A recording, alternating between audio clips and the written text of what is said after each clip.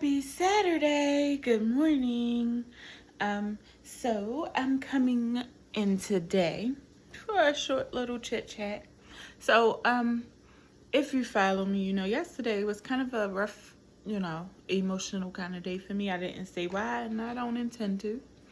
But I wanted to know, like, for me, I had to shut myself down, and right now I'm actually in that shutdown where I like closed everybody off, and I don't want to speak to anybody. I don't really want to talk about it. I just want to be left alone with my thoughts, which could really be a good and a bad thing for me, guys. So I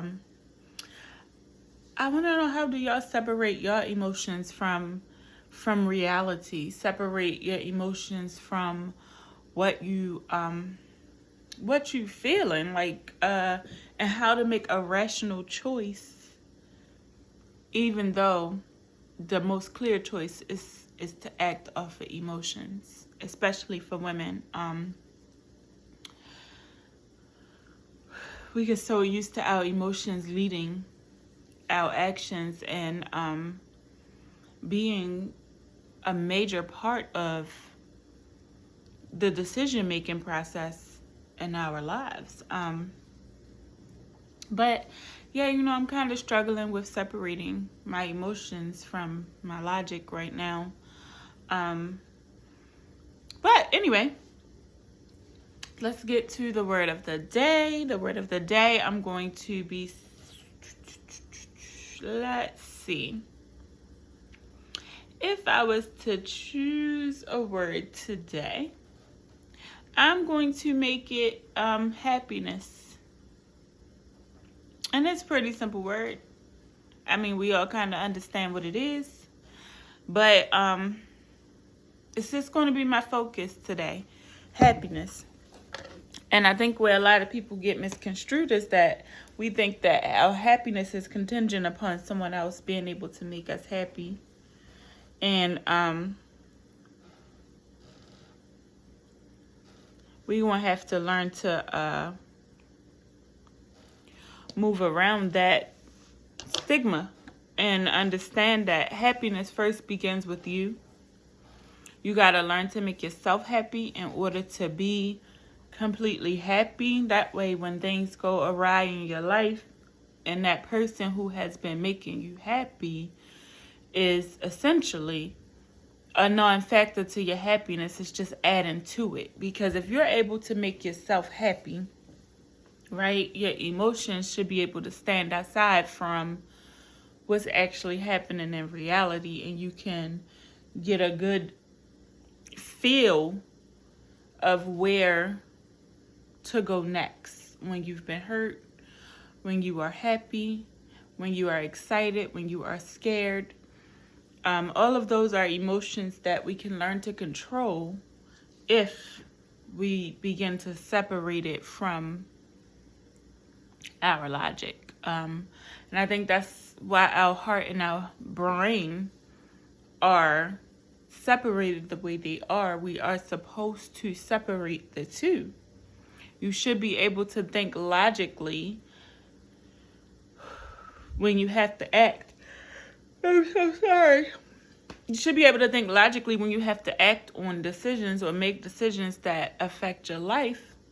But if you are not happy with yourself and you are out here just pretending to be happy because someone is in your life and you think they're making you happy, but in reality, it could go either way. You could just be happy, or you could think you're happy because of them, or you could truly be happy because of you. And I think that's where we fail and fall short, is that we leave our happiness to someone else. We choose to allow others to come in and build what we think is our happiness. But when they take it away, we left stuck, we left confused, we left hurt, we left angry. And right now I'm really trying to separate the two so that I personally can make a rational decision, not a rash. I don't want to, do anything out of spite or too fast or just because or assuming, but a rational decision. And it's taking a little bit of process, a little bit of thought, a little bit of thinking. I literally had gotten to the point where I couldn't even say anything about what I was feeling, because anything that had come out of my mouth was going to be emotional. It was going to be angry. It was going to be upsetting, painful. Because one thing for sure and two things for certain, when you piss a Pisces off,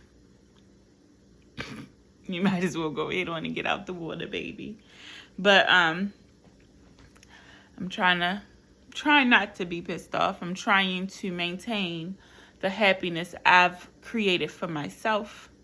I say daily affirmations. You are beautiful. You are strong. You are wise. You are exceptional.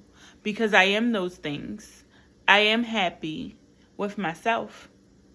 And that means that I don't necessarily need someone else to come in and build on my happiness. If they're not, then they are not. And it's nothing that I can do about that. But what I can do is control how I feel within myself and about myself. And understand that me taking accountability for the way I feel has no merit on me taking accountability for the way you treat me. Did we understand that? Because I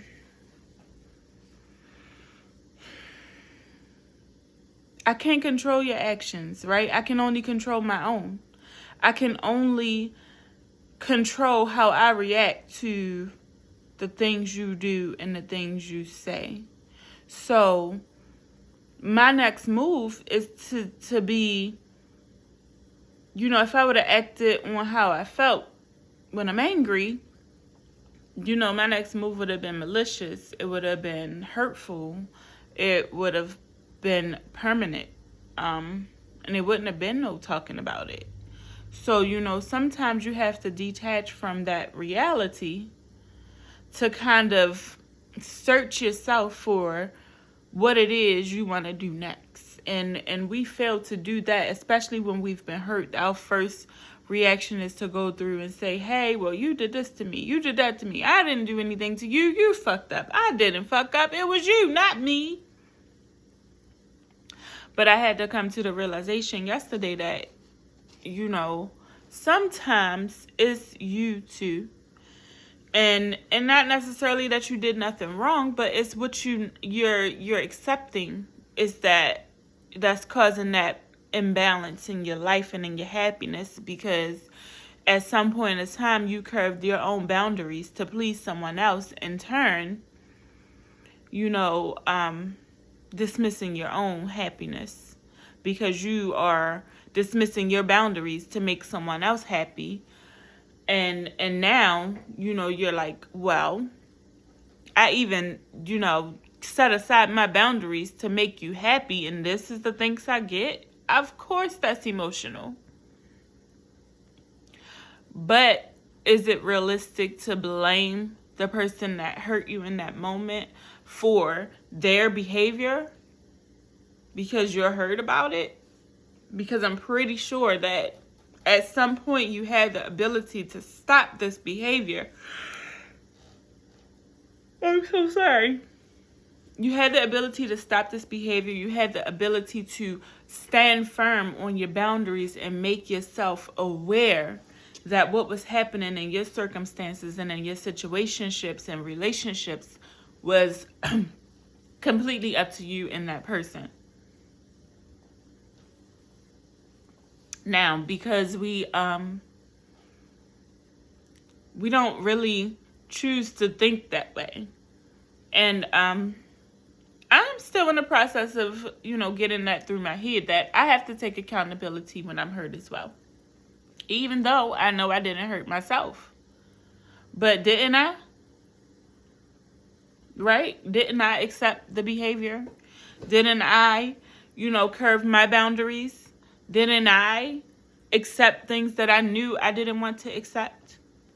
Right? So at some point, we have to be accountable for the decisions we make for ourselves as well, especially when it causes us pain. So, the word for the day is happiness.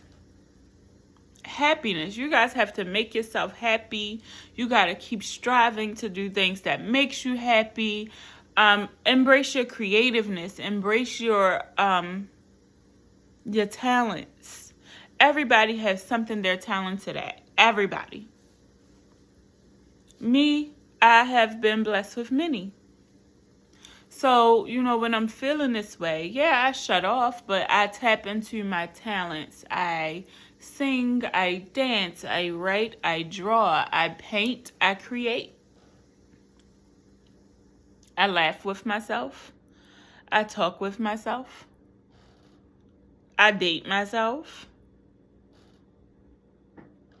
I have the ability to make myself happy, but that does not mean that that I could be in a relationship with myself. That's almost borderline insane, right? So at some point, I have to be able to accept that my happiness is my own concern, is my own responsibility, and learn how to maintain that, even though there are forces that insist that I go through pain and trauma and hurt and anger and feeling those emotions, so that I can separate myself from that and be able to be logical about the decisions I'm making in my life and move forward in a happy manner without being bitter or burdened by my past or my present. But I don't want to keep you guys real long today. I'm just going to be stopping in with short messages here and there. Usually I intend to do one at least every day, if not every day, every other day. Make sure you get in your chit chat in with Miss J. Whether I'm happy or sad or angry or whatever the case may be. As you guys can see, yesterday I was clearly not in a good headspace, but I was there. I'm going to continue to be there, continue to voice my opinions, voice my messages, and get them out. And hopefully, somebody can see that that I'm trying to create change amongst our communities, our relationships, our situationships, our friendships, our I'm trying to create a peace that we can give ourselves that a lot of people don't want us to have. And the fact that we have been holding on to so many false opinions and stigmas of us, we stay and we fall into that trap. We fall and we stay in that trap, instead of pulling ourselves out and not allowing those crabs to pull you back down. I won't allow a crab to make me unhappy. Not because you don't want to support me, not because you want to hurt me, not because you don't even intend to hurt me, but you have. I'm not going to allow it. Yeah, I have very, very, very, very tender, soft feelings, but I'm working on that. But I want you guys to enjoy the rest of your Saturday. Have a great weekend. Thank you for joining in with Chit Chat with Miss J today. And be sure to subscribe. Be sure to catch up on any Chit Chat you have missed. And remember, there are audio versions of this podcast or of myself on Spotify, iHeartRadio, Apple and Google Podcasts, and Amazon Audible. And you can check that under Chit Chat with Miss J. Spaces are available in that one. And on YouTube, it's Chit Chat with Miss J. No spaces, or you can check my name, Jamie Wilkins, and catch up on your content. Be sure to subscribe, like, share, and comment. Thank you so much for joining Chit Chat with Miss J. Have a great day.